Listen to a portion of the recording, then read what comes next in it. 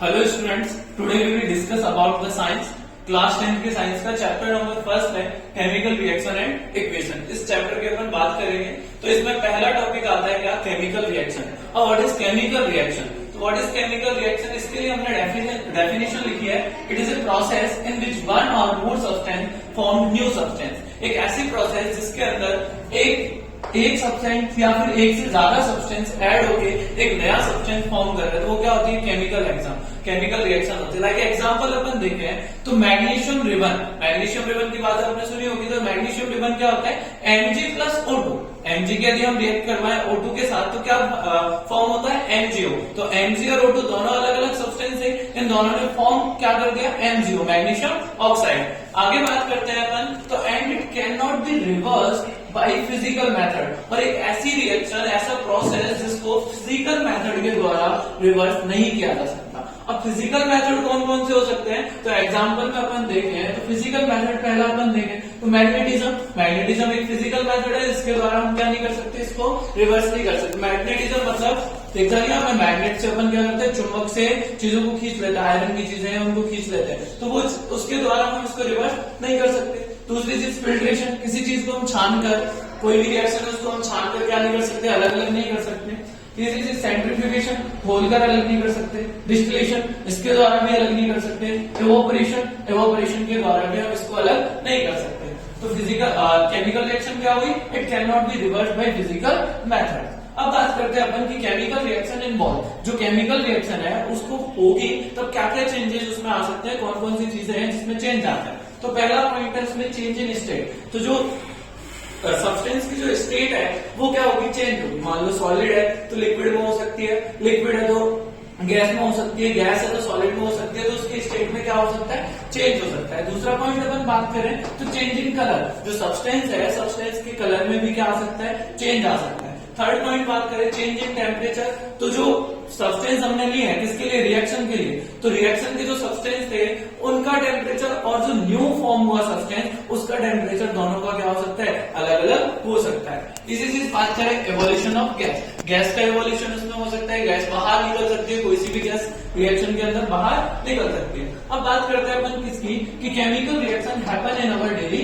Life. हमारी daily life में बहुत सारी केमिकल रिएक्शंस होती हैं, उनमें से मैंने कुछ एग्जांपल्स लिए। तो पहला एग्जांपल अपन देखें, डाइजेशन ऑफ फूड का डाइजेस्ट होना भी क्या है, केमिकल रिएक्शन। भोजन का पाचन, हमारे पेट के अंदर HCl के द्वारा, HCl क्या होता है, हाइड्रोक्लोरिक एसिड, उसके द्वारा जो फूड का डाइजेशन हो रहा है वो भी क्या है, केमिकल रिएक्शन है। दूसरी बात करते हैं रेस्पिरेशन मतलब इनहेलेशन और एक्सहेलेशन, सांस का लेना और सांस को बाहर निकालना, वो भी क्या है, केमिकल रिएक्शन है। थर्ड चीज की बात करते हैं हम, रस्टिंग ऑफ आयरन, लोहे पर जंग लगना भी क्या है, केमिकल रिएक्शन है। फॉर्मेशन ऑफ कर्ड, दही का बनना, दही किसके द्वारा बनता है, लैक्टोबैसिलस होता है उसके अंदर, किसके अंदर, दही के अंदर।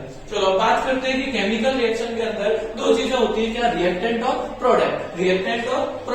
तो रिएक्टेंट क्या होता है, रिएक्टेंट भी देखते हैं अपन। तो who take part in a chemical reaction, जो केमिकल रिएक्शन में जो पार्ट लेते हैं वो होते हैं क्या, रिएक्टेंट।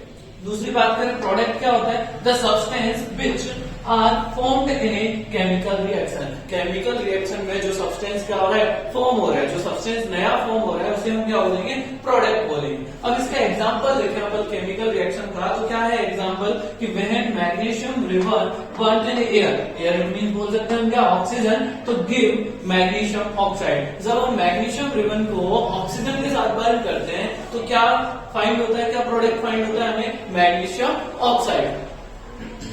अभी अपन बात कर रहे थे कि magnesium ribbon burn with oxygen, then we will find the product of magnesium oxide. तो अभी अपन बात करते हैं कि केमिकल इक्वेशन होता क्या है। तो केमिकल इक्वेशन होता है, ए chemical reaction can be represented by chemical equation. एक जो केमिकल रिएक्शन है उसको हम रिप्रेजेंट करते हैं किसके द्वारा, केमिकल इक्वेशन के द्वारा। अभी केमिकल इक्वेशन है तो it involve uses of symbol of substance. जो सब्सटेंस हम यूज कर रहे हैं केमिकल रिएक्शन के अंदर, उसका जो सिंबल है उसको हम यूज करते हैं किसके अंदर, केमिकल इक्वेशन के अंदर। Of reaction and product with mention of physical state. तो एक chemical reaction can be represented, इसको रिप्रेजेंट किया जा सकता है किसके द्वारा, केमिकल इक्वेशन के द्वारा। अब केमिकल इक्वेशन से कैसे करते हैं, it involve uses of samples, इसके अंदर यूज किया जाता है किसका, सैंपल्स का, किसके सैंपल, सब्सटेंसेस के sample of substance of reactant and product with mention of physical state. जो केमिकल रिएक्शन के अंदर रिएक्टेंट और प्रोडक्ट हम यूज कर रहे हैं उनके सैंपल्स यूज किए जाते हैं किसके अंदर, केमिकल इक्वेशन के अंदर, किसके साथ, उनकी फिजिकल स्टेट्स के साथ। अब फिजिकल स्टेट कौन कौन से होते हैं देखें अपन, लाइक सॉलिड, सॉलिड को हम रिप्रेजेंट करते हैं एस से, लिक्विड को हम रिप्रेजेंट करते हैं एल से, गैस को रिप्रेजेंट करते हैं हम जी से, और एक्वस को हम रिप्रेजेंट करते हैं एक्यू से। ये सारी क्या है, फिजिकल स्टेट्स हैं किसकी, सब्सटेंसेस की, जो हम केमिकल रिएक्शन के अंदर यूज कर रहे हैं। अब एक केमिकल रिएक्शन अपन देखें तो Mg+O2 इसको हमने किसमें कन्वर्ट कर दिया, केमिकल इक्वेशन में। कैसे किया कि Mg क्या था, मैग्नीशियम, जो अभी पढ़ रहे थे हम, मैग्नीशियम बर्न विद ऑक्सीजन। जब हमने Mg, मैग्नीशियम का सिंबल क्या हो गया Mg, ऑक्सीजन का सिंबल हुआ O2, और क्या फाइंड हुआ हमें, MgO। क्या फाइंड हुआ, MgO। तो ये क्या है, हमारी केमिकल रिएक्शन है। क्या है, केमिकल रिएक्शन। जो ये एरो लगा हुआ है, एरो के हेड की तरफ तो होता है क्या, प्रोडक्ट, और टेल की तरफ होता है रिएक्टेंट। तो ये हमारे क्या है, रिएक्टेंट है, और ये क्या है हमारा प्रोडक्ट। तो ये क्या होगा, हमारी केमिकल इक्वेशन है। क्या हुई, केमिकल इक्वेशन। अब इसके अंदर हमने क्या किया, स्टेट को रिप्रेजेंट किया। तो Mg क्या होती है, सॉलिड होती है, तो S से रिप्रेजेंट कर दिया। O2 क्या होती है, गैस होती है, तो गैस को हमने G से रिप्रेजेंट कर दिया। MgO क्या होती है, ये भी सॉलिड है, तो हमने इसको किससे रिप्रेजेंट कर दिया, S से। तो सॉलिड, लिक्विड और गैस की तो बात हो गई। अब बात आती है भाई एक्वस क्या होता है। तो एक्वस सॉल्यूशन की बात कर रहे हैं अपन। तो एक्वस सॉल्यूशन होता है कि it is A solution in which solvent is water. एक ऐसा सॉल्यूशन जो हमेशा किसके अंदर सॉल्युबल हो सके, वाटर के अंदर सॉल्युबल हो सके। क्या कहलाता है, एक्वस सॉल्यूशन कहलाता है। क्या कहलाता है, एक्वस सॉल्यूशन। अब बात करते हैं, एक टॉपिक आता है, ये जो रिएक्शन हमने लिखी है बैलेंस रिएक्शन नहीं है, ध्यान रखना। फिर आप सोचोगे सर ये अनबैलेंस रिएक्शन, ये बैलेंस नहीं है, इसको हम बैलेंस करना सीखेंगे। तो अब पॉइंट पढ़ते हैं, how to balance a chemical equation. ये जो केमिकल इक्वेशन है, ऐसी इक्वेशंस को हम कैसे बैलेंस करें।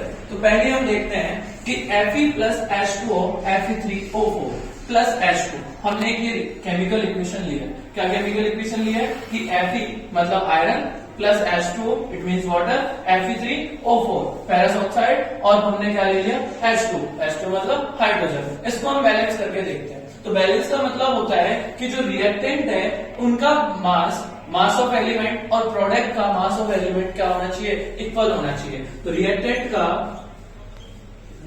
का mass of element and equal to the mass of element. किसके एलिमेंट, प्रोडक्ट के। किसके, प्रोडक्ट के। ये दोनों का मास क्या होना चाहिए, इक्वल होना चाहिए, तभी रिएक्शन क्या होगी, तभी इक्वेशन हमारी क्या होगी, बैलेंस होगी। तो यहाँ पे देखो बेटा Fe की जब अपन बात कर रहे हैं तो Fe रिएक्टेंट में है, कितना है, इसका मास 1 है, और इधर जब हम देखते हैं तो 3 है। ऑक्सीजन को देखते हैं तो यहाँ पर 4 है, और यहाँ पर क्या है, 1 है। और H2 को हम देखते हैं तो यहाँ पर 2 है, और यहाँ पर भी क्या है, 2। अब इनको हम बैलेंस करते हैं, तो इसको अपन बैलेंस कैसे करेंगे, इनका कोई रूल तो है नहीं, कोई पर्टिकुलर रूल हो केमिकल इक्वेशंस को बैलेंस करने का। तो हम यूज करेंगे हिट एंड ट्रायल रूल। कौन सा यूज करेंगे, हिट एंड ट्रायल रूल। तो देखते हैं, एक टेबल बनानी होगी हमें उसको, और उस टेबल में हमें लिखना होगा एलिमेंट, रिएक्टेंट और प्रोडक्ट। एलिमेंट, रिएक्टेंट और प्रोडक्ट। अब केमिकल इक्वेशन के अंदर देखो Fe की बात करते हैं। पहला एलिमेंट है हमारे पास क्या, Fe। तो Fe रिएक्टेंट में है, रिएक्टेंट में कितने हैं, Fe 1, कितने हैं, 1। और अब देखते हैं प्रोडक्ट में, तो Fe कितने हैं, 3। Fe कितने हैं, 3। अब हाइड्रोजन को देखते हैं, हाइड्रोजन रिएक्टेंट के अंदर कितने हैं, 2, और प्रोडक्ट के अंदर भी कितने हैं, 2। ऑक्सीजन की बात करें तो ऑक्सीजन कितने हैं रिएक्टेंट के अंदर, 1, और प्रोडक्ट के अंदर कितने हैं, 4। इसका मतलब क्या है, ये अनबैलेंस है, रिएक्शन क्या है, अनबैलेंस। तो इसको बैलेंस करने के लिए हमें क्या करना पड़ेगा भाई, ये इक्वल करने पड़ेंगे। तो इसको इक्वल करने के लिए मैं क्या करूं, 1 को मल्टीप्लाई कर दूं 3 से, कितना आ जाएगा 3, और इस 1 को मल्टीप्लाई कर दूं 4 से, कितना आ जाएगा 4, और क्या हो जाएगी हमारी इक्वेशन बैलेंस हो जाएगी। कैसे होगी देखें, तो हम Fe के पास में लगा दे, क्या होगा 3, क्या लगा दे 3, कितने हो गए 3 Fe, यहाँ पे भी Fe कितने 3, यहाँ पे भी Fe कितने 3। अब बात करते हैं हम हाइड्रोजन की, तो हाइड्रोजन तो H2, और यहाँ पे भी H2 बैलेंस है। बट ऑक्सीजन को देखते हैं, तो ऑक्सीजन यहाँ पे 4 है, अब यहाँ पे ऑक्सीजन कितनी है 1। तो इसको बैलेंस करने के लिए हमें क्या लगाना पड़ेगा, पहले ब्रैकेट, और इसके बाहर हम क्या लगा दें 4। क्या लगा दें 4। इट मींस अब ऑक्सीजन हो गई हमारी कितनी 4, और हाइड्रोजन की बात करें तो हाइड्रोजन हो गई 4 2 8। कितनी हो गई 4 2 8, और जबकि हाइड्रोजन इतनी इधर कितनी है 2। तो इसको बैलेंस करेंगे, यहाँ पे भी क्या लगा देंगे 4। तो हमारी क्या हो गई इक्वेशन बैलेंस। इधर देखो 3Fe प्लस 4H2O, और क्या प्रोडक्ट फाइंड होगा हमें Fe3O4 प्लस 4H2O। रिएक्शन हमारी क्या हो गई बैलेंस हो गई। अब इसको बैलेंस करके हम देखें 4H2O रिएक्शन हमारी क्या है बैलेंस।